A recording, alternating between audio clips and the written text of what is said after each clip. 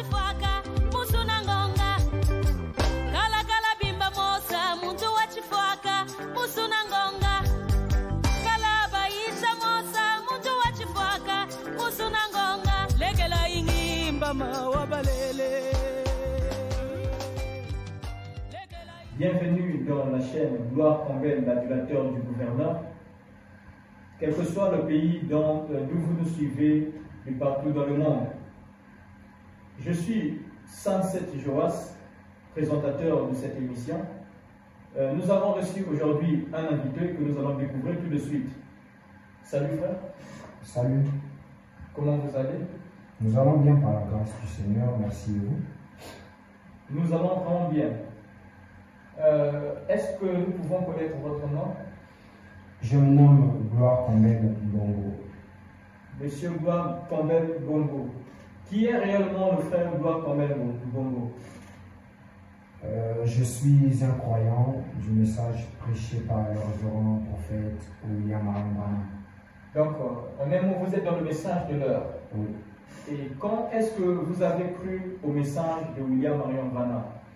J'ai appris le message de William Marion Branham en décembre 2011 à Sibiti, la ville de Sibiti, chez le pasteur Charles Moussé-Névé, à Aigle-Royal Tabernacle. Aigle-Royal Tabernacle de Sibiti. Oui. Maintenant, où est-ce que vous priez maintenant? Présentement. Actuellement, oui. Ok, je prie chez le pasteur, le révérend pasteur Clément Kassongo, à Grâce d'éléphante Tabernacle. Maintenant, pourquoi est-ce que vous avez cru au message de William Marion Branham? Bon, tout court, j'ai cru au message de William Marion Branham parce que j'ai rencontré Dieu. J'ai eu une expérience avec Dieu, bien que quand je suis venu au monde, mes parents y étaient déjà, mais qu'à cela ne tienne, j'ai rencontré Dieu. Bien parce que bien que je suis venu au monde, mes parents étaient déjà dans le message, mais je ne croyais toujours pas. Parce qu'il y a une différence entre croire et aller à l'église juste comme ça. J'ai cru le message et j'ai compris que le message c'est la vérité. J'ai rencontré Dieu dans ce message. D'ailleurs, ce message c'est Dieu. J'ai rencontré ce Dieu-là et je l'ai remis ma vie. Merci beaucoup. Après votre intervention, il y a une question qui s'élève dans notre cœur. La question c'est de savoir qui est William Marion Branham pour vous. Merci pour la question, bien qu'elle n'est pas la bienvenue, parce que cette question est ambiguë, primo. Deuxième, cette question relève plusieurs questionnements encore, et même plusieurs débats de polémique là-dessus. Mais bon, je vais me baser sur la parole. En partant un peu en arrière, je veux dire, parlons de Moïse. La Bible nous dit que Moïse a été établi comme Dieu pour Israël. Dieu avec grand D. Quand les enfants d'Israël avaient faim, quand ils avaient soif, ils ne se tournaient pas vers Dieu, mais ils se tournaient vers Moïse, qui était leur libérateur, leur sauveur, leur intercesseur et même leur absolu. Et voilà comment est-ce que les enfants d'Israël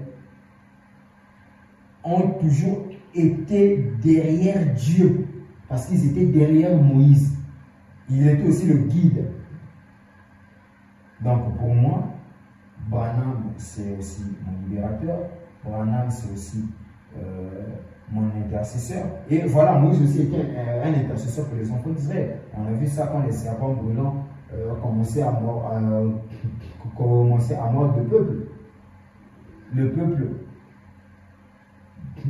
Le peuple s'est tourné vers Moïse. Moïse, nous avons péché. Demande à ton Dieu de nous pardonner. Et Moïse a intercédé pour eux. Dieu a fait la même chose. Aujourd'hui, on a vu ça avec Branham. Sur mariage et divorce, Dieu était sur le point de frapper le monde.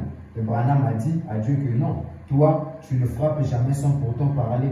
Mais tu ne les as jamais enseigné sur le mariage et divorce. Alors comment veux-tu les frapper? Bon, tu veux que je fasse quoi? Pardonner. Dieu a pardonné. Il a intercédé pour nous. Voilà pourquoi vous allez voir Branham dire dans le fils d'un homme qui réfléchit. vers le paragraphe 99, 101. Il dit, Seigneur, je ne le dis pas pour me faire passer pour une personne importante. Non, mais je le dis parce que, avec crainte, parce que je me rends compte que j'ai entre mes mains tout ce que tu as acquis par rapport de l'Est à l'Ouest, et maintenant même entre mes mains, Seigneur. Voilà. Et même quand il était sur le point de renoncer au ministère, parce qu'il y avait d'autres qui commençaient à adorer Branham, il y avait d'autres qui croyaient que Branham, voilà, il est le plus important, il y avait d'autres qui le diabolisaient, il y avait Branham, voilà, il s'est dit non, je ne vais plus prêcher, parce que prêcher, c'est ramener la bonne nouvelle. Au lieu d'apporter la bonne nouvelle, je commence à porter la zizanie. Je ne prêche plus.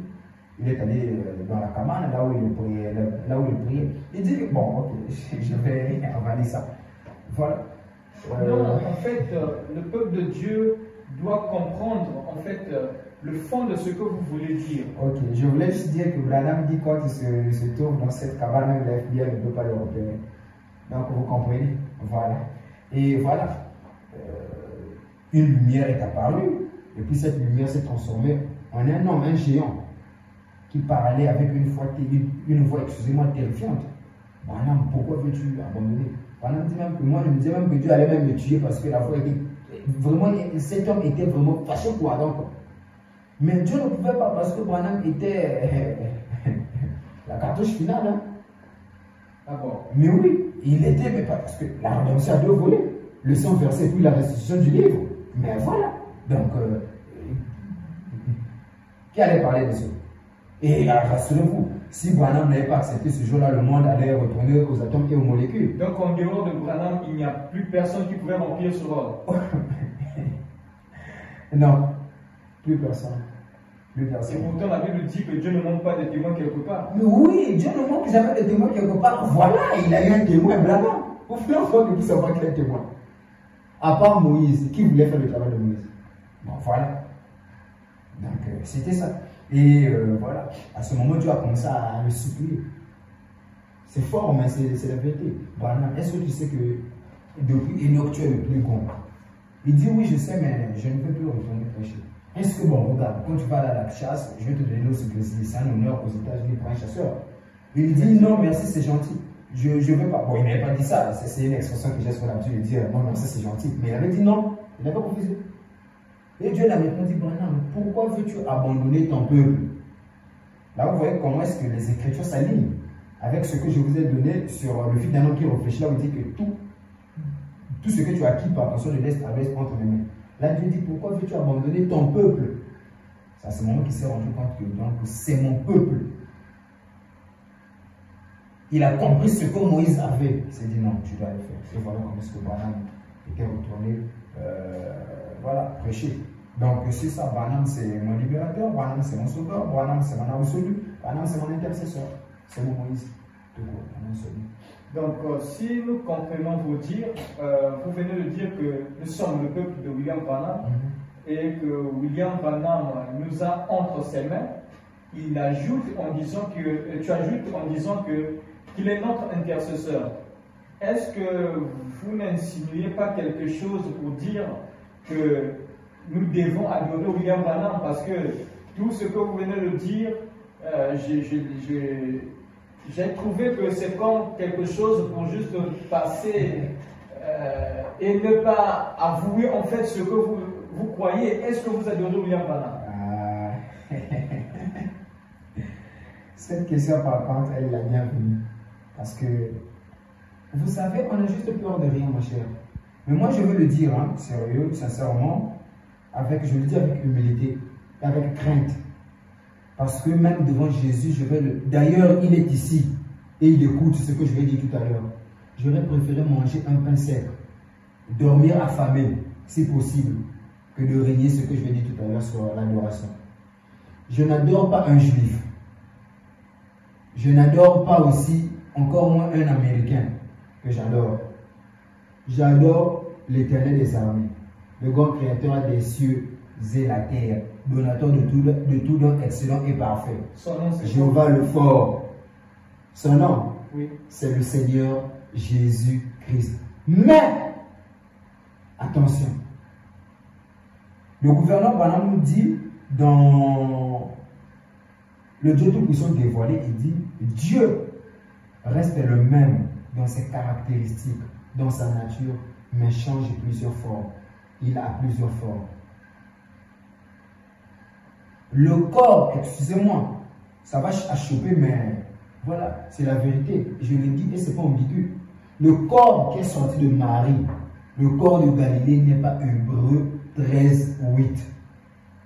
Alors, Hébreux 13:8, c'est quoi alors? C'est le Seigneur Jésus-Christ, la plénitude de la divinité qui a habité dans Jésus. Parce que le prophète a prêché du ministère du Seigneur Jésus-Christ dans Jésus, le ministère de Jésus dans Jésus.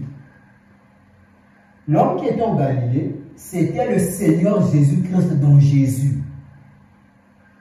Parce que à la croix, quand il a dit Père, pourquoi m'as-tu abandonné? Physiquement, c'était Jésus, non? Oui. Maintenant, quand il a dit Père, pourquoi m'as-tu abandonné? Est-ce que Dieu peut mourir? Parce qu'avant qu'on voit la résurrection, il était mort, non? Est-ce que Dieu peut mourir? Ça, c'est osé. Effectivement, oui. En fait, c'est une question pour intriguer. Parce que quand vous êtes intrigué, ça vous pousse à réfléchir. Aujourd'hui, on ne lit plus. On pense que la parole n'est réservée que pour les prédicateurs, pour les pasteurs. Non, c'est faux. Il faut lire, il faut étudier la parole. Même les mamans, les sœurs, vous êtes au bureau en train de travailler, lisez Frère Bernard. Aujourd'hui encore, avec la technologie, nous avons le message dans les ordinateurs, dans les téléphones. Le gouvernement n'a pas pris la peine de prêcher 1209, 1200 et quelques. C'est vraiment juste pour eux. Non, non, non. Aujourd'hui, tout le monde peut écouter n'importe quel message. À l'époque, c'était compliqué même pour avoir une brochure. Je me souviens, nos anciens, nos pasteurs, des fois prêchaient 50, 60 prédications juste avec 2 brochures. Mais aujourd'hui, nous avons la grâce, il y a des brochures qui sont là, le message, tout le message qui est maintenant là, dans sa plénitude. Mais pourquoi nous ne voulons pas étudier la parole? Nous sommes là juste à critiquer. Nous sommes là juste, le frère tel a nommé, le frère tel a dit, le frère tel a fait ceci. Non, lisez, écoutez, lisez. Et vous voyez, parce que les types, le frère nous dit, si vous ne voulez pas vous perdre, hein, regardez les types, parce que les types ne faillissent jamais. Donc c'est ça. J'adore le Seigneur Jésus-Christ dans l'homme de William Marion Branham. Voilà le Dieu que j'adore. Donc là, c'est clair, nous avons la position exacte de notre cher. Parce que c'est Branham, le trône de miséricorde de Dieu, le lieu d'adoration que Dieu a choisi. Ça, c'est devenu très profond. L'arche de l'alliance. Nous allons penser à une autre émission. Vous viendrez pour expliquer tout ce que vous venez de dire. Vous allez les expliquer dans les moindres détails. Et avec les Écritures à la coupe. D'accord. Le frère Gloire Campbell est-il un artiste musicien ou bien un prédicateur ou bien les deux à la fois? Bon, les deux. Tout court. Les deux à la fois. Je suis ministre, je suis prédicateur, je suis aussi... Entre prêcher et chanter, quel est le travail que vous avez fait avant? Bon, j'ai eu mon ministère, mon appel au ministère avant, depuis fin 2016, bien que je ne voulais pas, bon, pas que je ne voulais pas. Vous savez, le gouvernement nous dit dans l'apparence de Dieu, non, ce sont toujours indignes. On a vu Ésaïe dans l'apparence de Dieu. On a vu, voilà, tous serviteurs de Dieu depuis la Bible, de l'apparence de Dieu, c'est qu'ils sont indignes. Parce que, voilà, c'est... Enfin, vous savez que là, vous êtes dans l'apparence de Dieu. Et à ce moment, vous devez d'abord pleurer pour vos péchés. Ésaïe a dit à Dieu, non, je suis dans un monde souillé. Il fallait d'abord que Dieu puisse enlever l'iniquité. Donc c'est ça, c'est ce qui m'a appris un peu, c'est ce qui a fait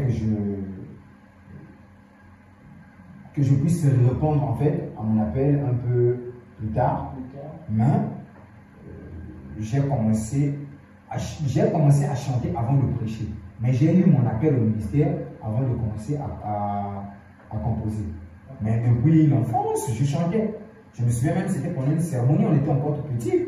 On avait chanté avec mon jeune frère qui est à Pointe-Noire, je le salue, le frère Neville Grégory, je le salue, shalom. Il y a aussi mon jeune frère Lord Moussimi, depuis la France, je le salue, shalom. On avait chanté à l'église et c'était vraiment, c'était merveilleux. Le pasteur nous avait même fait un don pour cela et c'était devenu comme, enfin, bon, pas une habitude parce qu'on ne s'habitue pas avec Dieu, mais c'était devenu en fait, bon, quand il y avait des cérémonies, par exemple la fermeture, l'ouverture de l'école de dimanche, on fait des cérémonies à tout moment, ils nous demandaient aux trois de chanter. Et des fois, ils nous disaient de prendre aussi les enfants de l'école de dimanche, parce aussi les autres, de les apprendre par les chants, et voilà comment est-ce qu'on chantait souvent. Donc, chanter déjà, j'aimais chanter depuis, j'ai interprété les chansons depuis, mais j'ai commencé à composer en 2018. Je peux me souvenir encore de la toute première chanson que j'ai composée, God Voice. La voix de Dieu est emmagasinée dans les bandes. Si vous voulez écouter, allez prendre les bandes, appuyer sur play, écouter. C'est Dieu qui parle. Donc, si nous comprenons mieux, vous êtes déjà prédicateur à Grâce Délivrante Tabernacle chez le pasteur Clément Kassongo. Oui, oui, je suis serviteur du pasteur Clément Kassongo. Je sais que ça va choper, mais voilà. C'est ça. Comme tout à l'heure, j'ai dit dans l'âge de l'Église, dans l'âge, voilà, dans l'âge de l'Église, le Saint-Esprit, l'ange d'Éternel, c'est le messager, mais dans l'Église locale, c'est le pasteur. Donc, dans l'âge de l'Église, je suis le serviteur de Branham, oui, mais dans l'Église locale, je suis le serviteur du pasteur Clément Kassongo. Donc, voilà. Maintenant, pour votre projet sur la musique, est-ce que, ou bien sur votre carrière, est-ce que vous avez un projet ou quelque chose à nous présenter, à nous dire, parce que nous voulons vous connaître mieux dans votre veste de chantre? Parce que jusqu'alors, on remarque qu'il n'y a encore rien sur les réseaux sociaux concernant vos chants. Donc, on aimerait bien vous écouter. Est-ce que vous avez un projet? Merci pour la question, parce que cette question elle est vraiment bénéfique, je vous assure. Parce que j'ai un projet. En parlant de ça, ça va permettre aussi aux bien-aimés qui nous suivent de connaître le projet. Nous avons un projet, nous travaillons dur là-dessus avec mon équipe. Le projet est déjà au studio, là nous sommes à l'étape du mixage. Nous n'avons pas un album, nous avons préféré avec l'équipe, on a eu à se décider à prendre une décision, bien sûr, avec toute l'équipe. Là, on a commencé par un single de 3 titres. Nous avons la chanson comme La photo de l'ange. Nous avons la chanson comme La branche originelle, qui est le message de l'heure, la parole faite chair. Nous avons aussi la chanson comme L'union invisible de l'époux céleste et l'épouse terrestre. Donc voilà, nous avons un projet et nous vous demandons de partager, de suivre, de liker et vraiment d'être connecté, d'activer la petite clochette de notification parce que bientôt là, le projet vous sera présenté. Ou bien voilà, les chants bien sûr, voilà, le single vous sera présenté. Merci. Merci beaucoup, chers internautes, pour votre patience, parce que c'est une marque de confiance, en fait, de nous suivre pendant ces minutes que nous venons de passer ensemble. Nous vous rappelons que c'est Sainte Joas, le présentateur, et nous avions notre invité Gloire Pomben, l'adulateur du gouverneur. Et nous pensons que au prochain numéro ou bien à la prochaine émission, nous serons encore ensemble. Shalom.